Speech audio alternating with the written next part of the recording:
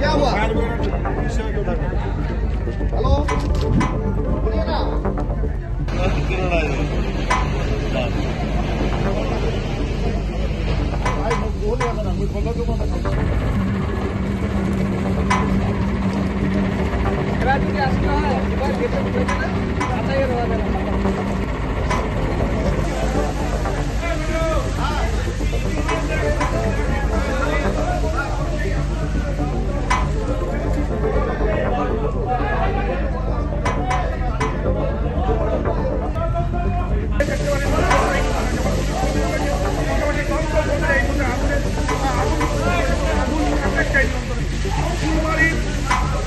চতুরাগঞ্জ এলাকায় একটি প্লাস্টিকের কারখানায় এই অগ্নিকাণ্ডের ঘটনা ঘটে।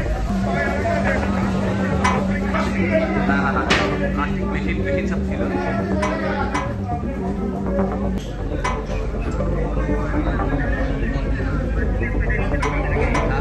সেট ওই ইয়ে ট্রাকচার মানে স্টিল ট্রাকচার।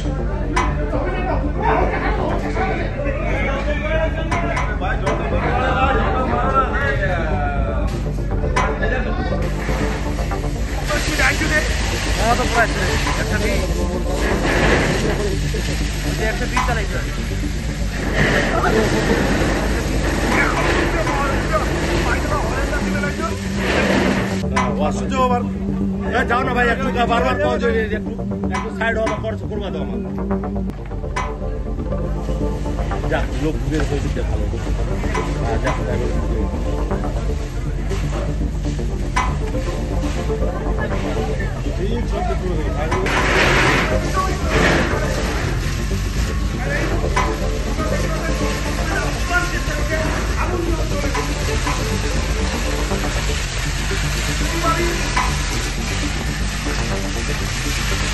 আচ্ছা কিসের কারখানা? বোতল কোম্পানি। হ্যাঁ, তো বললাম কি করে আগুন লাগলো কখন? সার্কিটের থেকে লাগছে। হ্যাঁ, সার্কিট তো কারেন্টের থেকে লাগছে। কতটা আগুনের কতটা ইয়েটা ছিল? অনেক তীব্র। কখন লাগছে আগুন?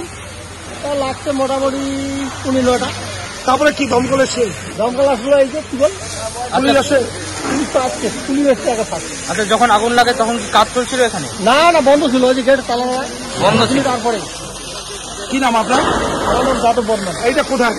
এটা চতুরাগঞ্জ। সেটাই বলে চতুরাগঞ্জ। হ্যাঁ, এখানে কিছুই না, প্লাস্টিকের সব ট্রাপ গুলো আছে, সেগুলোই একটা শেড ফ্যাক্টরিও বলা যাবে না এটা, ঠিক আছে? 2500 স্কোয়ার ফিট একটা মানে আপনার শেড ফ্যাক্টরি মোটামুটি।